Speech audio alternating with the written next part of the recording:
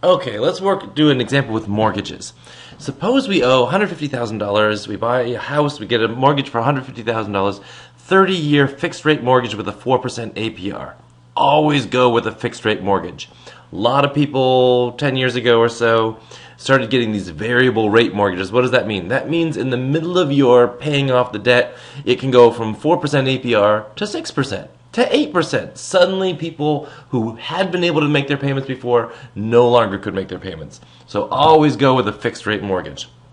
What are the monthly payments? Well, this is, what have we got? We start out with $150,000 in debt. We're talking about 30 years. The monthly payments means 12. And the rate of interest is 0.04 over 12.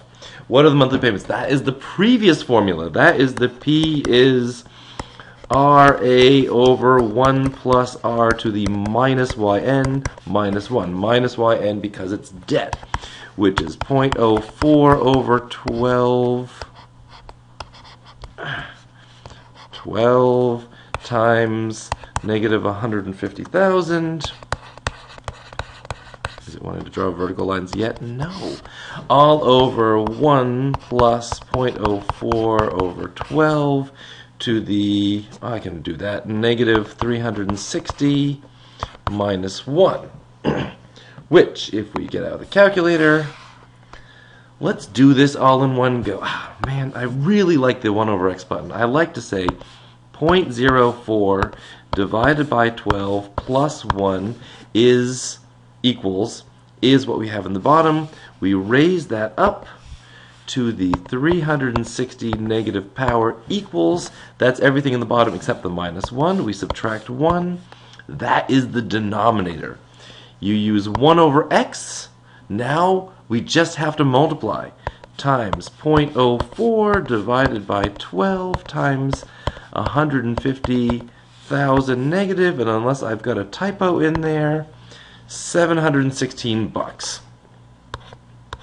So $716.12. $716.12. That means that if we pay $716.12 every month for 30 years, we will end up paying off the debt. Exactly. So the total payments will be $716.12 times 360 payments. 360 payments is the number of payments. It's 12 times 30. So if we crunch that out, we take that number, which is already there, and we multiply by 360, and we get 257,804. 257,804. 257,804. We end up paying about $257,000, about $250,000 to buy a $150,000 home. Sounds a little bit excessive, but when we're done, we hopefully have a house that's still worth $150,000, if not even more than that. So we paid, if we subtract the 150,000, clear. If we subtract the 150,000, 257,804 minus 150,000 is, we pay $107,804 more than we needed to. But if we divide that by 360, we see that we are paying $300 a month, basically. So it's almost like you're paying $300 a month for rent. You know, when you pay rent, you give money to the landlord and you never see any of that money ever again. Well, that $300 a month, you're never going to see again. So, $300 a month is, you'll never see again. That's paying off the interest. That is for the luxury of, not having to pay the whole $150,000 all at once. What did we do just there? We did 257,804 minus 150,000 divided by 360 is approximately $300 in interest. But can you get an apartment? Can you rent a house for $300 a month?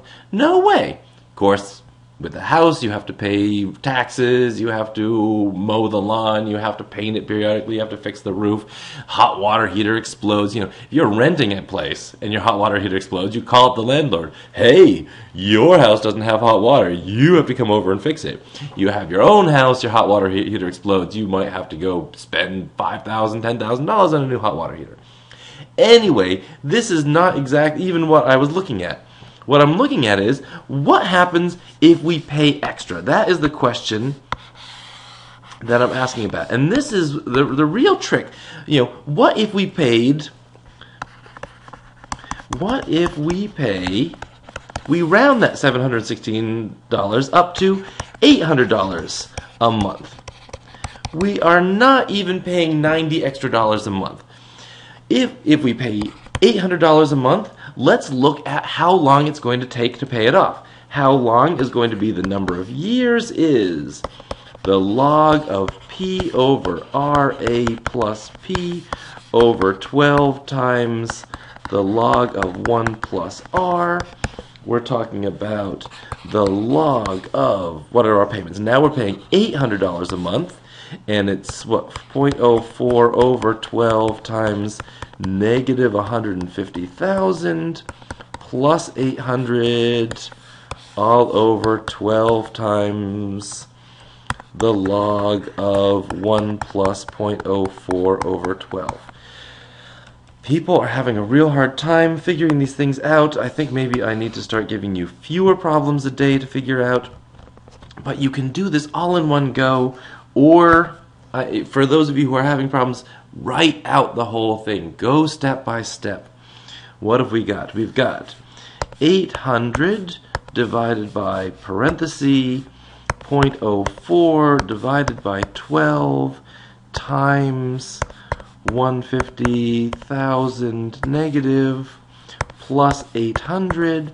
You even see it up there. 800 divided by 0.04 in parentheses plus the 800. You see the whole thing. You see right there in that tiny print everything that's in these parentheses. 800 over 0.04 divided by 12 times the negative 150,000 plus 800. We say equals 300. That whole thing is 300. That can't be 300. Equals 2.666666. Right. So that whole thing up top is 2.666666. We take the log of it. If you had a fancier calculator, you would have hit the log at the very beginning, and you get the entire numerator. And then I say divide by 12 equals divide by parenthesis 0.04 divided by 12 plus 1. Don't forget those plus 1s. Close parentheses. Take the log of that thing. Did I use the log both times?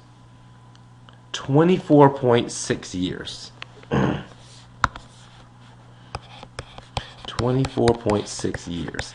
In other words, if by paying less than $90 extra a month, which is a small amount of, which is not that much, you pay off your whole mortgage in 5 years less. This is how many payments? You multiply that by 12 again, times 12, you get 295 payments. 295 payments. So the total paid is going to be that number times 800, because you're now paying 800 a month. Times 800 is 235,791. 235,791 versus 257,804. Minus 257,804 minus 257,804. We save ourselves $22,012.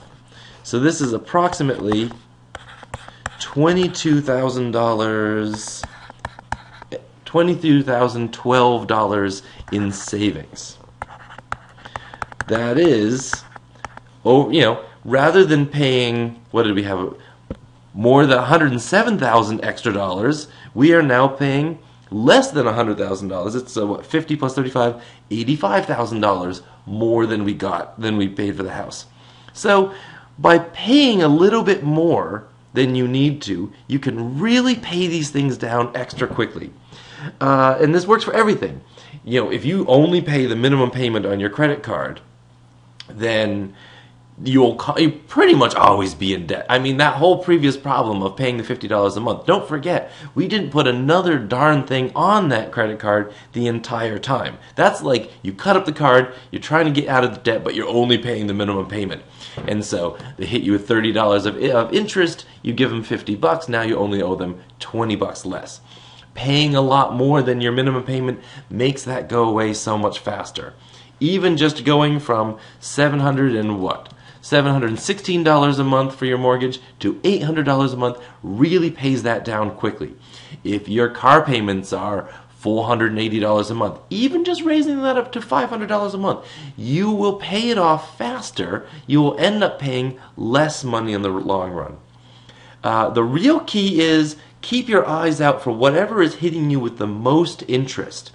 So student loans are usually somewhere between 2 and 6%. You know, they're not that bad. If you have a credit card where you're paying 18% and you have a student loan at 5%, pay that student loan off as slowly as you possibly can. Pay the absolute minimum on that. Pay extra money on the credit card to make that go away. If you have student loans at 6% and a mortgage at 4%, don't pay extra on the mortgage. Pay extra on the student loans. Whatever you are charging, you are being charged the largest amount of money on.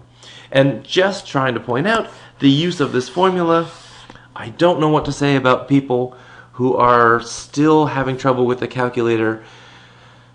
You come to my office hours, do it slowly, write this out.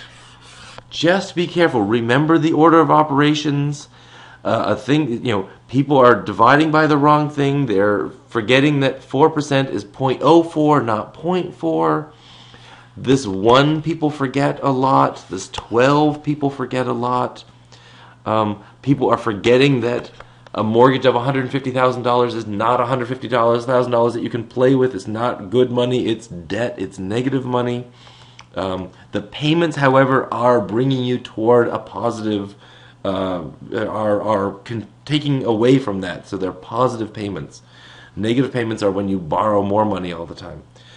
And that's enough for that. Let's see if hopefully at some point it clicks and you can start getting things reasonably quickly on your credit card.